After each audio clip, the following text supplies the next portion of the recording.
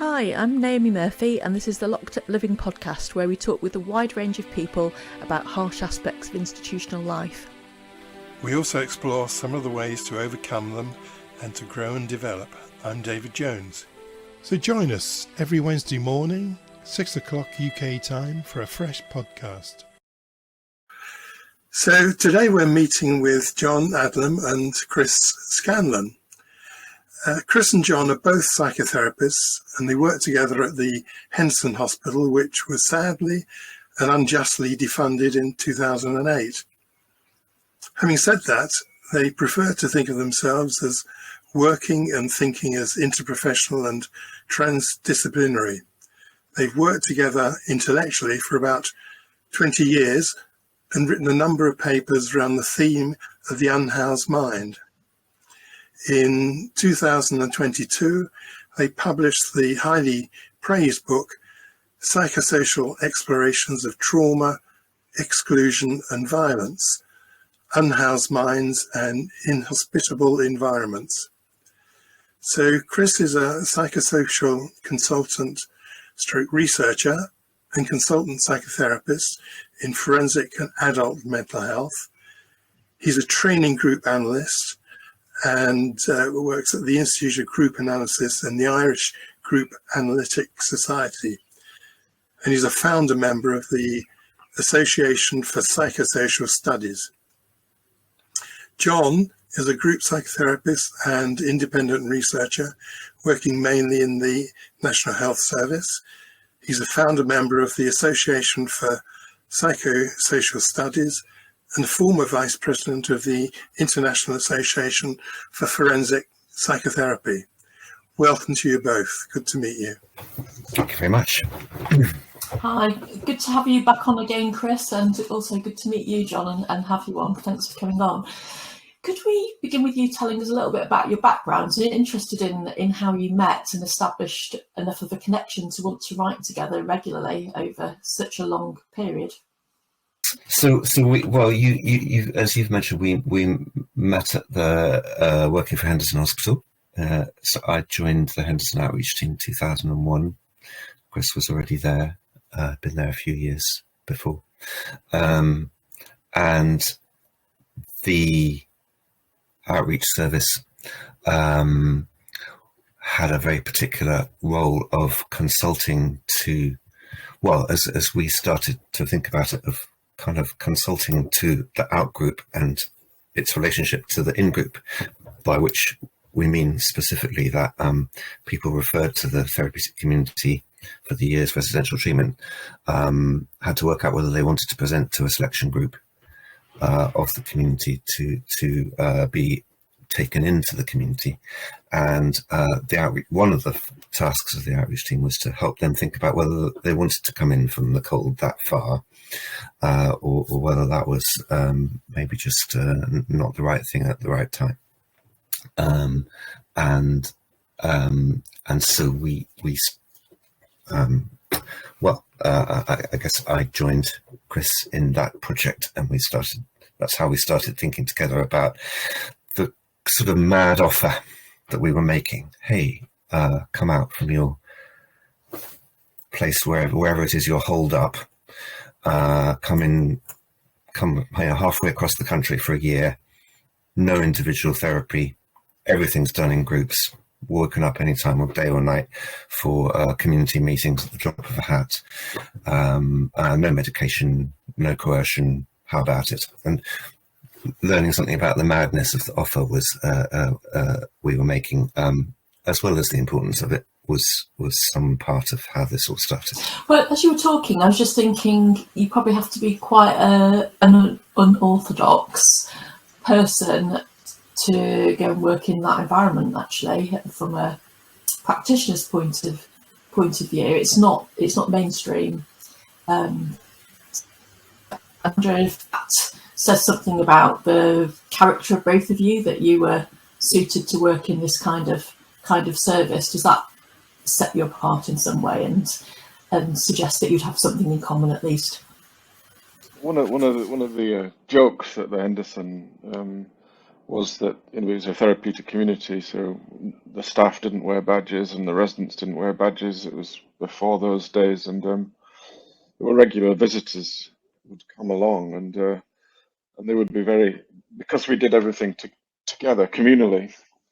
It was never entirely clear who were the residents and who were the staff, and one of the jokes was always that the difference between the residents and the staff was that the residents got better and left.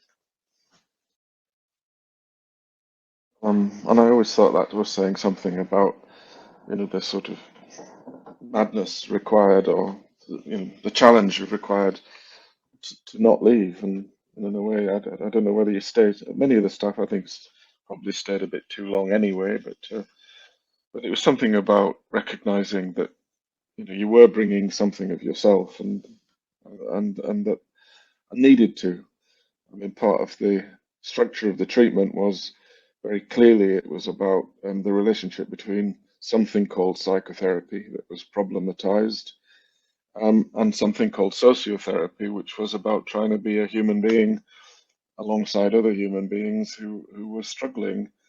And it was, as I say, it was never entirely clear who was struggling the most, whether it was the staff or the residents. But I think that certainly what was required of the staff was to unpick their definition of themselves as a psycho person, whether that's a psychiatric nurse or a psychiatrist or a psychologist or a psychotherapist, and find a way to join in the community, which I think is quite an invitation. It's also a mad invitation. You're saying, John, it's a mad invitation to the residents. I think it's also a very challenging and fairly mad invitation to the staff, that you might think that you knew what you were doing before you came here in terms of your role or identity, and then we're going to unpick it now, and you're going to have to find a new one and a new way of being. And I think you're right, it's not for everyone.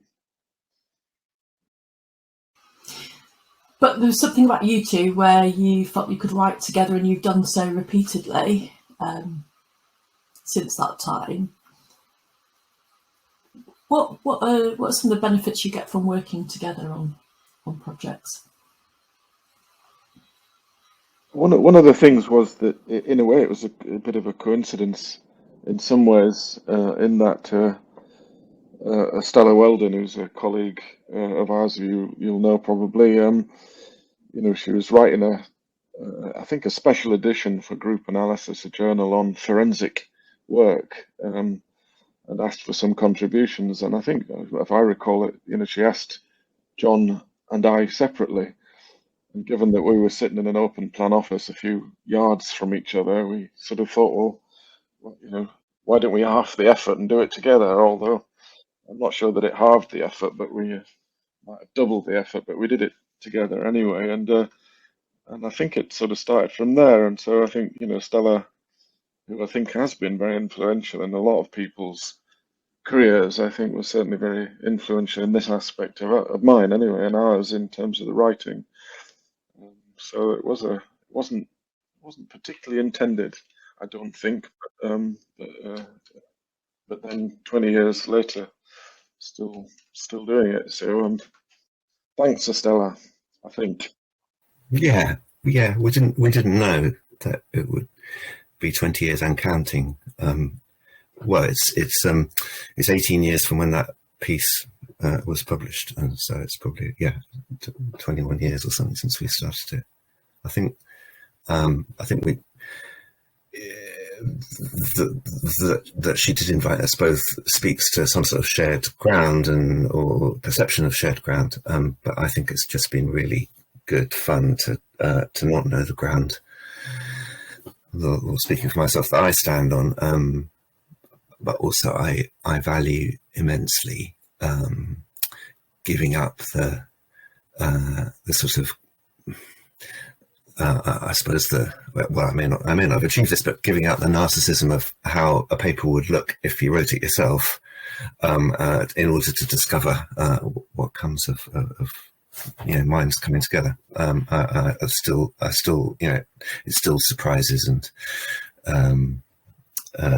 delights me, that process. And I would just add that I think that does very much link to the office that we were in at the time, which was at the Henderson, where in a way, if you weren't doing it with other people, Yeah. you would wonder why. If you were doing something on your own, this was always a sense of, that was a bit of a problem. Why are you doing it on your own? Um, both in terms of an invitation to join in, but also a sort of critique really around, the individualistic nature of some of the problems that we were trying to address. Thank you. Sorry, David. Yeah, well, you've put that very well, but there's, I think, rather a lovely little description in your book. I can't remember if it's at the beginning or the end, where you say something about the process of writing over this period of 20 years, which has sometimes been a challenge. I think you put it that at times you'd wish the other one wasn't there, but at other times it's obviously been very John creative and fulfilling.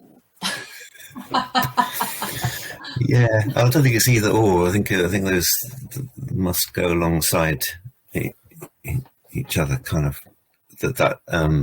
There's something about.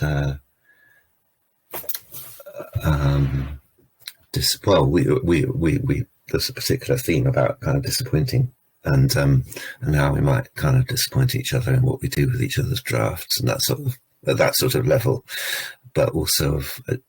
Well, I don't know. This sounds like I'm saying we've got this right, but I have no idea if we've got this right. But a sort of practice of not knowing how it's going to turn out is sometimes a bit of a white knuckle ride. But yeah. Thank you. And I suppose we've established that there's some similarities between you in terms of your tolerance of a less commonplace work environment. But for our listeners, I think they might find it quite interesting to have a bit of insight into what the difference is between a group analyst and a group psychotherapist, because it's different trainings, isn't it? And I think, you can help me understand the different approaches. I think people would probably find that useful. Shall I have a go at that one? I think one of Freud's ideas about the narcissism of small difference, I think, comes into play in that to all intents and purposes, I don't make any particular distinction between group work in terms of a way of thinking about how to be in a group, regardless of where that group happens to be. But some groups are sort of defined by the system as having patients in them, or clients, or service users, or whatever it happens to be, and I think those places and spaces are called psychotherapy spaces. So group psychotherapy, I think, is defined by the client group. But I think that linked to that earlier conversation about what's the difference between the patients and the staff within a therapeutic community, I think the parallel process is that in order to be effective working with people that might be called patients in groups, you also have to have places for the staff who work with the patients in groups to have groups to belong to, so that there's something about, the parallel process in a sense is that I don't think that any of us can work effectively in the systems of care unless we, as workers, have places and spaces to be. And if we think about that, group analytically, then you don't call it group psychotherapy, you would call it group work or reflective practice or organizational consultancy. But I think the same skills and same attitude has to be brought to bear, so particularly around relationships of power and authority and the meanings of hierarchies and those sorts of things that as staff members we're very, very fond of using as defense shields, who's in charge of whom. With that, and I think in order to be effective as a psychotherapist, whatever that is, I think you also have to be very mindful of these issues of power, inclusion, exclusion, and how they play out in the system as a whole. So I don't think there's a distinction that I think is meaningful. other than the context in which the work takes place. I prefer the word. I prefer group analyst because I think that that's the sort of overarching thing. Having said that, I would also add that I think in terms of the book, I think we do describe ourselves as psychosocialists.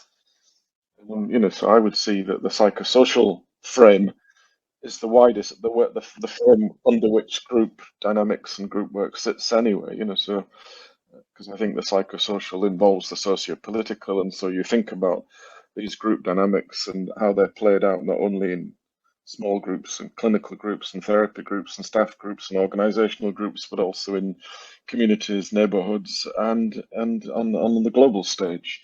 I think we are, wanting to bring the same lens to all of these perspectives, I think, really.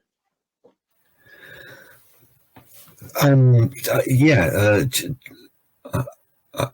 think just to say that it's been interesting quite how often it's sort of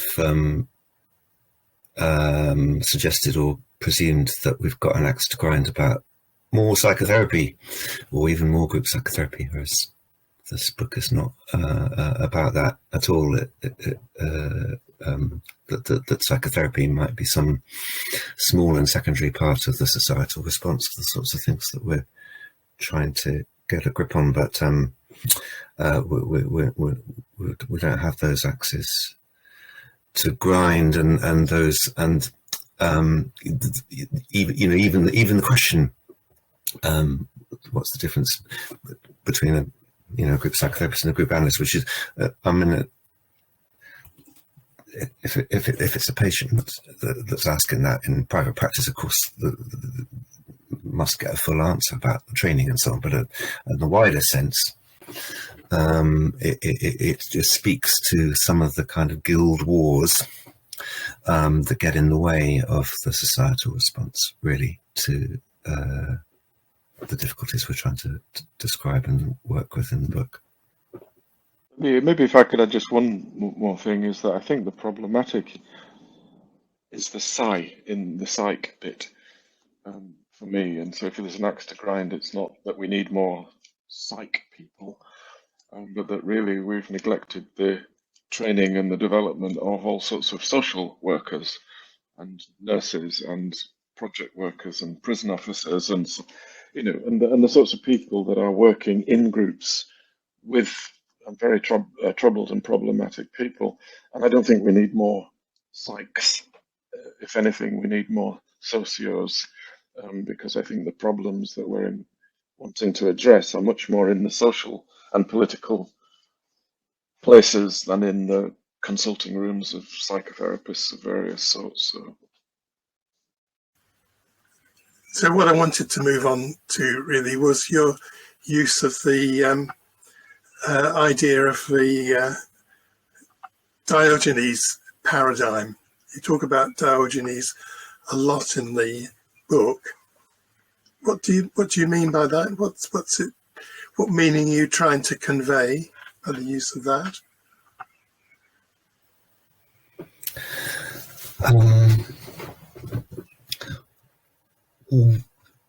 I think the first thing to say about our use of that story is that it is a story that we're using, and the importance of story and storytelling, I hope, sort of shines through the whole of the book.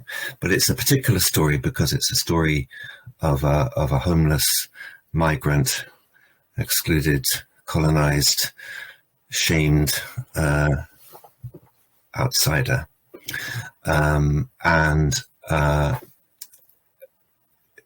his travels, but also his encounters with power, and with offers of inclusion made on terms that he can't accept.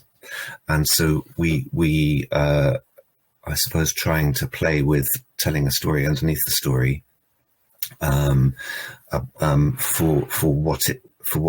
what the received story of the ancient traveling philosopher tells us about the psychosocial dynamics that we're trying to address.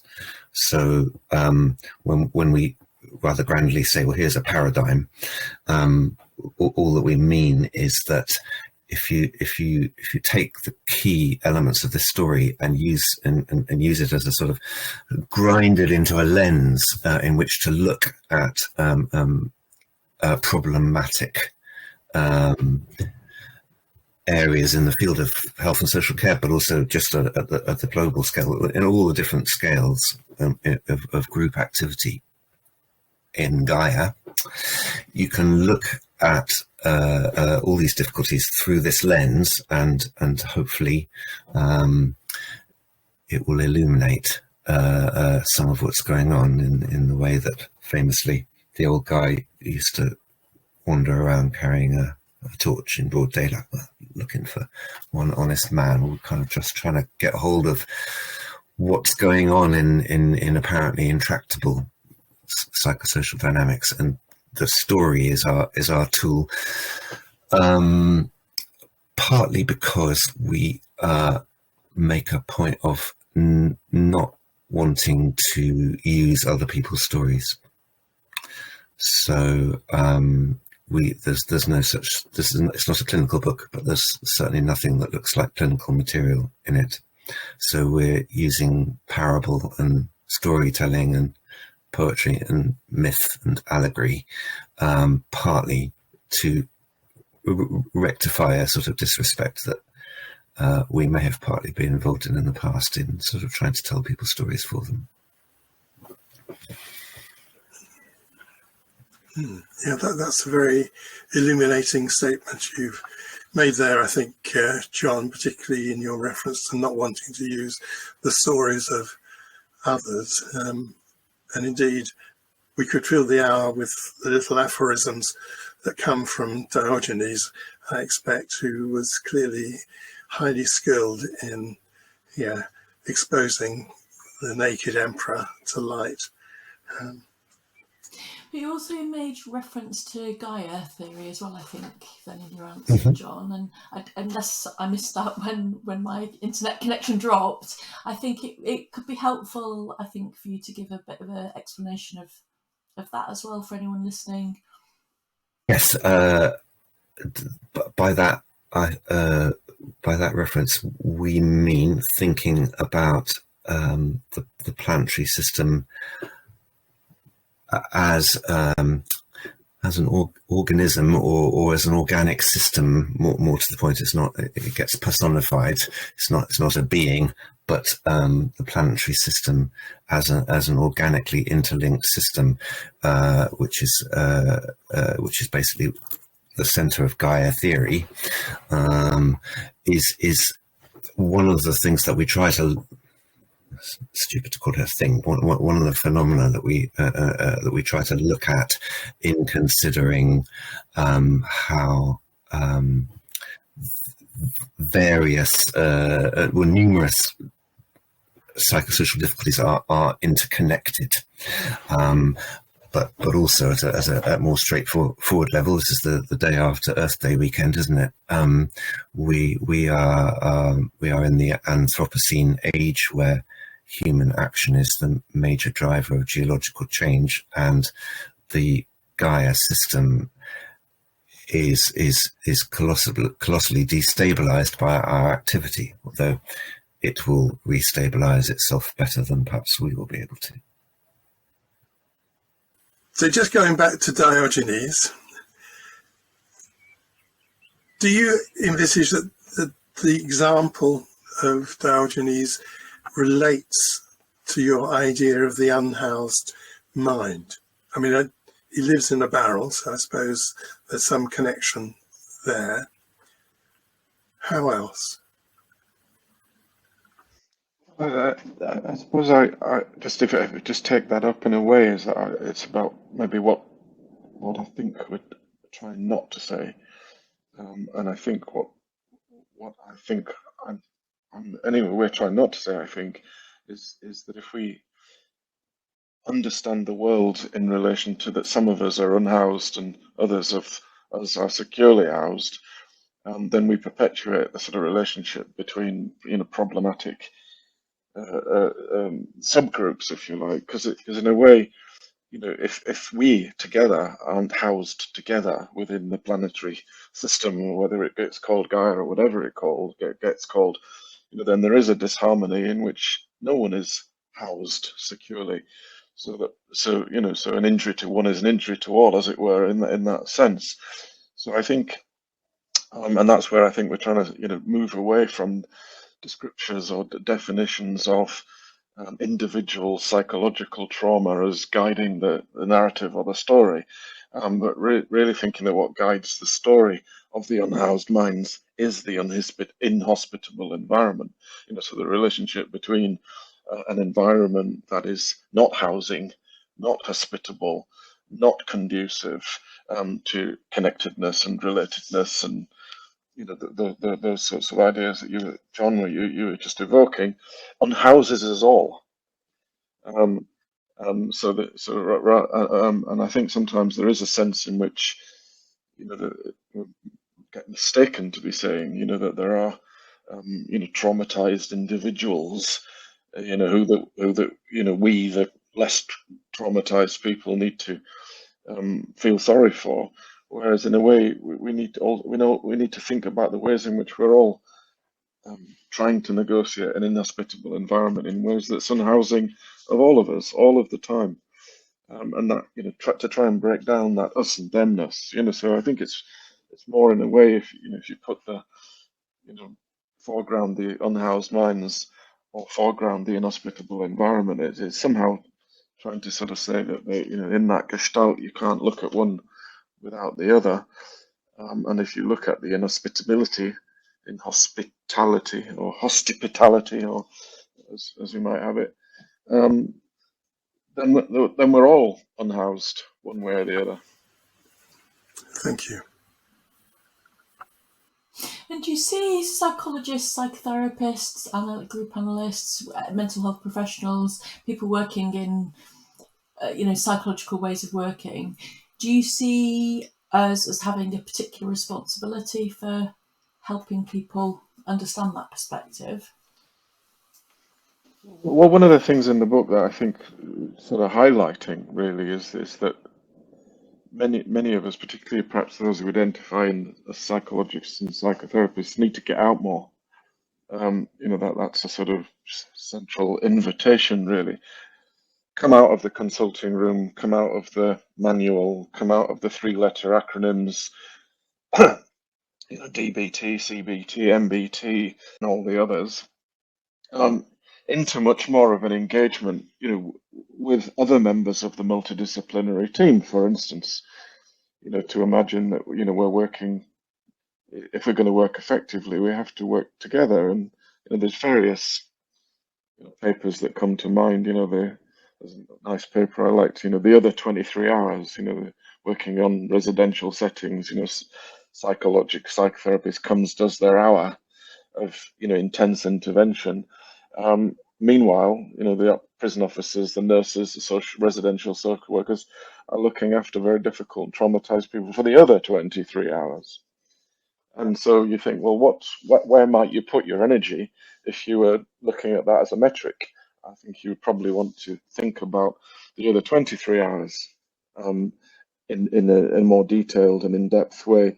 Whereas, I do think that increasingly we're living in a world that is psychologicalizing and individualizing and personalizing a lot of problems, which I think is we're saying in the book, is a psychosocial defense. It's a retreat. It's a retreat from the agora. It's a retreat from the marketplace. It's a retreat from conversations in public, so that conversations about what's going on go behind closed doors, whether that's psychologically or whether that's in financial industries and banking or politics or whatever. So much is not happening in public. So much is happening in private, behind closed doors, and that this is part of the problem. So the invitation is to all psychologists, psychotherapists, but also everyone else, really, to get out more, to engage more with each other, part of the democratic process, if you like, the political process, be involved in community life, whatever that means. Think about and talk about the issues that are bedeviling society, whether it's the climate, migration, racism, war, and the list goes on, rather than think that there is something important about talking to a small number of people for a very short time about their childhoods. Let's think, let's get some sense of proportion and balance, I think. And I think certainly I think we're quite strongly critical, either directly or indirectly, about the psych industry that privileges certain ways of working, certainly within mental health services, for instance.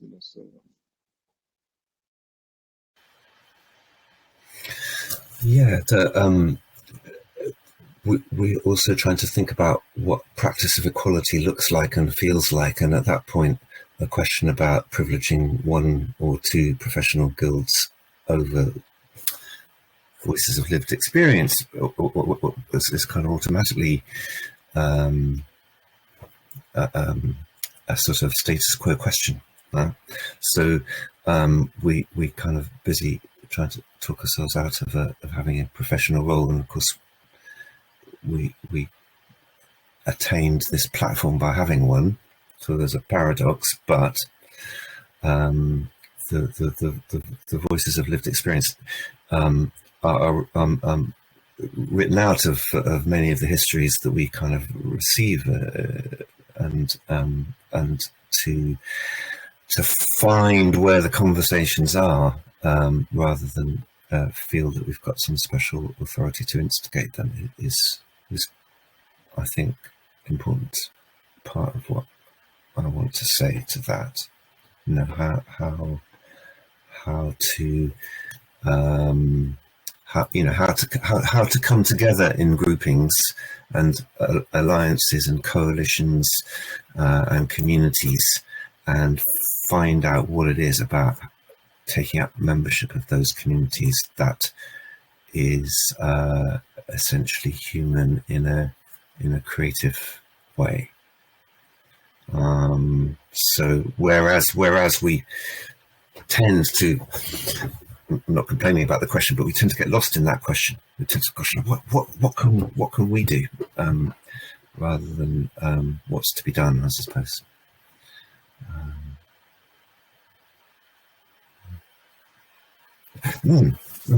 What can we do, rather than what's to be done, I suppose. No, I'm not sure that's what I was really asking. I was thinking about, if these expensive, lengthy trainings that people do, and so I think there's something about the balance of where you turn that skill, and I can very much see an argument for actually the state of society at the moment seems to be pretty much of a mess. So actually, is it somewhat a waste of resources, even if you look at an individual level, when if people aren't safe, if they haven't got food security, haven't got a safe house, fuel poverty, all that sort of stuff, people aren't in a position of safety, can they really do the individual work that's necessary? So, maybe it is better to put our resources into more societal issues, but I suppose what I was curious about was whether there's a particular responsibility for psych professionals to do that, as opposed to people coming from a geographical or historical perspectives. Are we talking about a human responsibility, or is there a particular responsibility for psych professionals to shift their focus, and then what do you do with the individual who's extremely distressed, who is wanting something to help them with their own specific, unique individual needs at that point in time? Because I suspect that there are patients who wouldn't be very happy at the idea of, well, we're not going to work with you as individuals because we're busy trying to shape society in a way that's better. Yes, it's a fair challenge, and it's not like I haven't got the day job.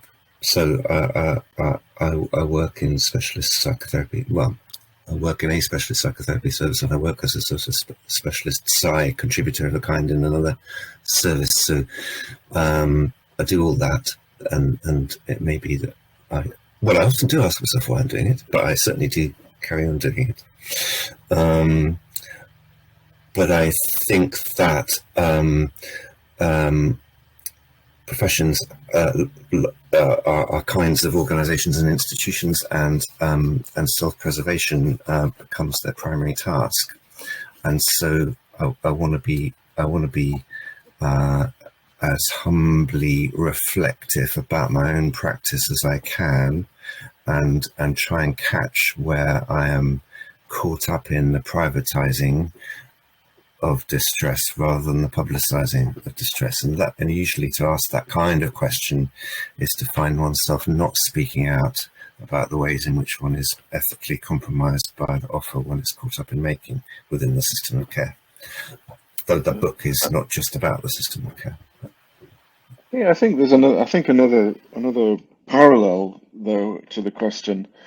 To my mind, is the metaphor of the colonial, taking over of somebody else's country is a bit like taking over of someone else's mind. The idea that the psych professions don't consider sufficiently the privilege and the power that goes with that privilege is akin in many ways, and maybe a direct consequence of the sort of whiteness and white privileging of white people who don't think about the nature of the privilege, the privilege that we have as white people. And so the invitation to this people in the psych industry, regardless of their ethnic identity, is to think about the ways in which the psych industry is very concerned and preoccupied with maintaining its own privileged position within society. And so in a way, I think there is something that we can directly do, which is have a look at ourselves and how how our privilege operates. Particularly in psych industries, particularly I guess psychiatry, psychology, psychotherapy, who have enormous power, huge power and privilege over the people that they purport to help and treat, without necessarily always thinking about that. So I think we do need to think more about that, really. And I think it's also at one level, it's a sort of mathematical metric, really. And it goes maybe back to the earlier question: is if we are going to do something called psychotherapy, which is sitting and thinking and talking to each other, why, for instance, would we privilege individual psychotherapy over group psychotherapy, which, of course, many of the psych industries do, because mathematically, numerically, that doesn't work out. There aren't enough individual therapists to go around anyway. And but I do think that the point that was made earlier is that the clients, the service users, and us as clients and service users, we're terrified of groups. We don't want to be in groups. We want individual connections. We want that sort of comfort. We don't want to share. We don't want to negotiate space. We don't want to think together. It involves compromise and disappointment. But I think in the book, what we're saying is these are the foci for what we could or should be doing. For thinking about how we don't negotiate space, share space. We all want our separate, individual, personalized space, and as long as that is colluded with reciprocally, then we don't do any groups. We don't have communities. We don't think about cooperation, cooperation and collaboration in organizations. It becomes competitive rivalry. Anyway, I feel like a rant there, but well, if I just sort of add a coda of rant, but I think two examples of that might kind of illustrate why I'm not going to sort of cancel all my one-to-one appointments right now, but still have something to do and say about this. One is about the what I think is in the book, it's a thread throughout the pathologization of the avoidant or so-called refusing response to the hostile environment of the consulting room, or the offer of housing,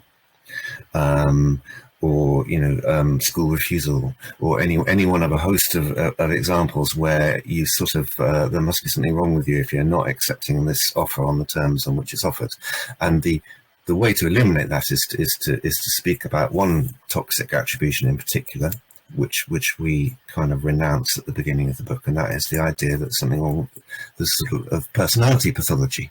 Well, there must be something pathologically wrong with your personality if you're not being a good patient and making me feel like a bad doctor. This has been written about a lot, and I won't go into it. But working in systems where this is still the diagnostic framework involves a level of ethical compromise that is not, well, an unacceptable level of compromise. So let's not do that. Let's not say it's a problem of personality or it's behavioural. Let's find out what it is about our offer that the person in question or the people in question can't take it up right now. That's one example. The other example is, yes, carry on our practice inside and outside of institutions, but if these institutions are structurally racist, how to practice ethically and not reproduce those relations of domination that permeate the system. Well, it's of course next to impossible not to reproduce it by if you're taking a wage, a salary at the end of the month, as I still am doing from such organisations. But it does behove us to not just go along with it. So going along with stuff less and getting out more is at least some of where the conversation might begin. Yes, I kind of see what you mean. I want to stress that the purpose of this conversation, in my mind at any rate, is because I think there's a lot of meat in your book. So the purpose is to kind of extract some themes which help me and perhaps then other people to understand the sort of themes. And what I am experiencing is a real tug between the social, political, and the group and the individual, all of which makes a lot of sense. But makes it difficult for me to kind of pick up the kind of themes which I feel comfortable with, if you see what I mean. So I'm still wanting to know about this concept of the unhoused mind and how you think it affects. I almost hesitate to say it, individuals. I mean, I think that's, first of all, to say I think that's lovely feedback. If we're onto anything at all, then we are onto something unsettling. And if, as Chris was saying earlier, if we are all displaced or unsettled or unseated by the Anthropocene and the end times of carbon capitalism, or however we might frame it, and all our preconceptions are up for grabs, but if we're dissociated from that so as to survive it, then it will be unsettling to try and not dissociate from it. To kind of, what is going on here? What's being perpetuated here? So that's the sort of the macro level. If settledness, in the sort of psychosocial sense, is a value located in a time when settledness was possible, then what? But I think to think about the individual,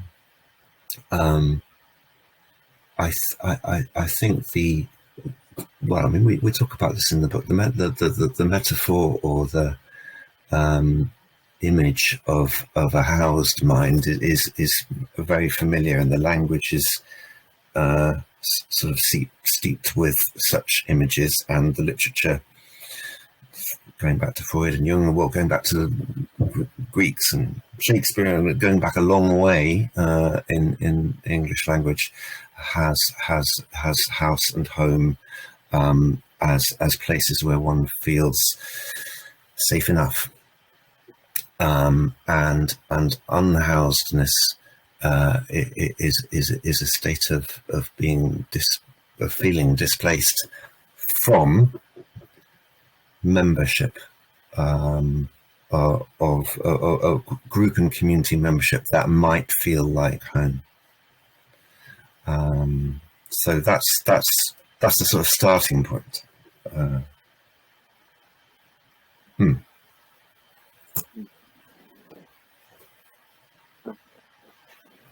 And I could sort of pick it up a bit, in terms of, an unhoused mind, is that, I think we could often, locate it and, locate the disturbance in particular places, particular people, particular types of people. And the association that came to my mind trying to sort of think about the extreme differences about how the lived experience of the unhoused mind, and which is the crazier version, if you want to, which is the more traumatized version. Which is crazier, the idea that if you spend billions and billions of dollars to build a space rocket to go and colonize Mars, because the Earth is so fucked that we can't live here anymore. But I'll be all right because I've got a space rocket and I'm going to colonize, which is actually happening, in relation to Elon Musk and various, Branson and various of these crazy people, or the homeless guy, in the alleyway, in the corner. Which of those versions of unhousedness is the craziest, most traumatized, most disturbed, most disturbing? I think the jury would have to be out, wouldn't it? I can sort of see that in a way the guy in the alleyway at least sort of knows what he's doing. He knows why he's doing it. He's trying to find a justification, trying to find his way.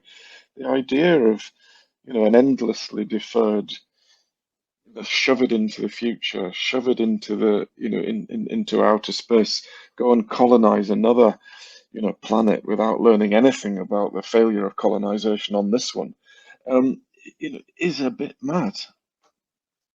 So who's the more unhoused?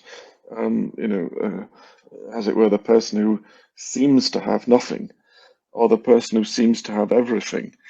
And in that sense, I think, the Diogenes paradigm that we're evoking in the book, one of the typical, the archetypal sort of relationships in the story is the relationship between Alexander the Great and Diogenes in the barrel. And Alexander the Great, could be understood, although I think he was probably a lot brighter and more sophisticated as a philosopher than, the people that I've just named, Musk or, but this relationship between those who are imagined to have terrific power and privilege and those that are imagined to have none are mirror images of each other, really. So, in terms of thinking about unhousedness, I find myself drawn to these, extreme versions. One has got no house on the Earth, and the other has got no house on the Earth, but imagines they can go and find one on Mars or Venus or Jupiter or some other crazy thing. It's which is the most unhoused? Yeah, I think that's a very good illustration, Chris. You use another terrific phrase. Shelters don't open until the middle class feel the chill. And then another one, things won't change until white people agree to give up their power and privilege. How do you see that happening? Because that's at the core of the issue, isn't it? Well, I suppose that's phrase, isn't there, that turkeys never vote for Christmas. So the idea that that the privileged and the powerful will give up their power and privilege, I can't think of any historical examples where that's ever happened. And it may be over some negotiation, that there may be some peace agreement, some cessation of violence, Northern Ireland or South Africa or somewhere like that. But the war goes on, as it were, and I do, in the book, I think we do sort of I think we try to interrogate this quite closely. Is what can something be given up? Is there any willingness for anything to be given up, or does it have to be taken? Does it have to be, as it were, a war, a caesura that runs through society now and forever?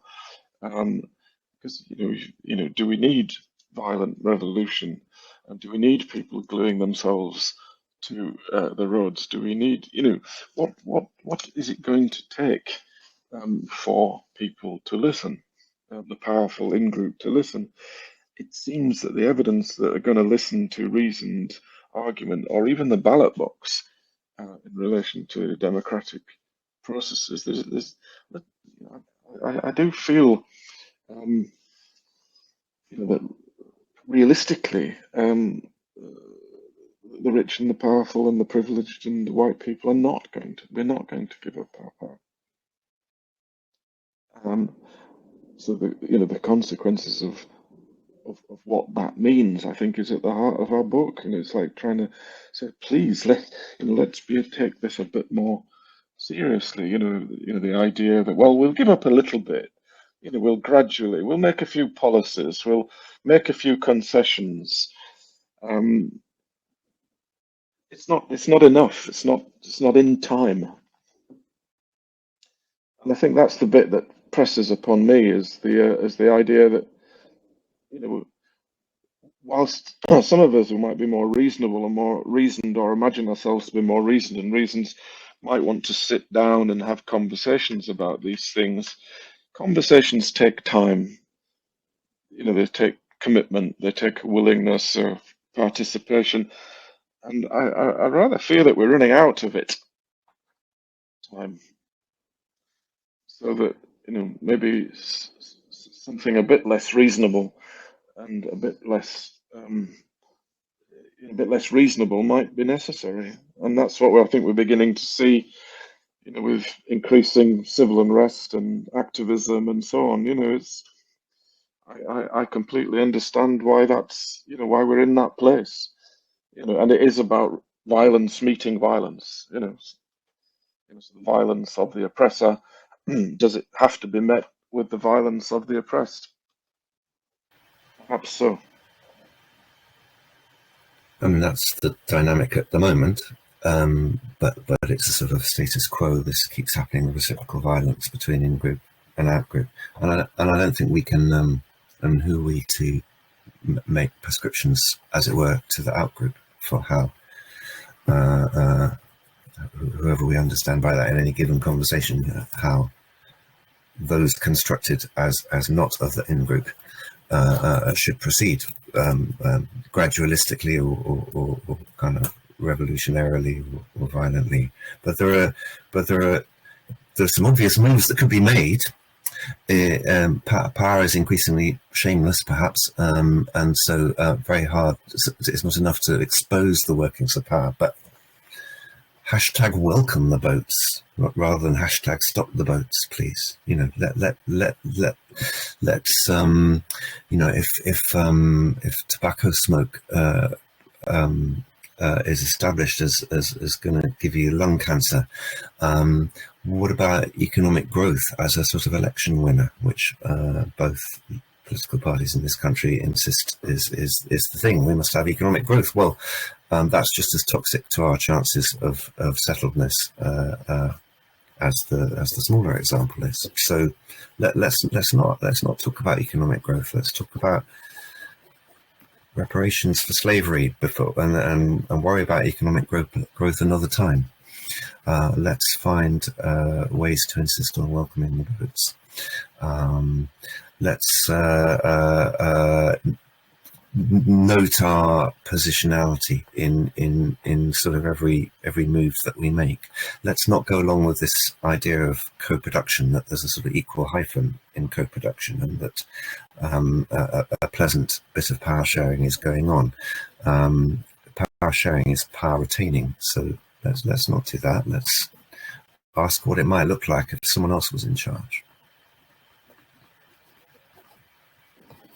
There's also an example, isn't there? There's examples, I think, about how, you say, well, it needs to be gradual, it needs to be careful, change over to, time will give a little bit, give a little bit, give a little bit. Because, this is a big tanker and you can't turn it round, those sorts of metaphors.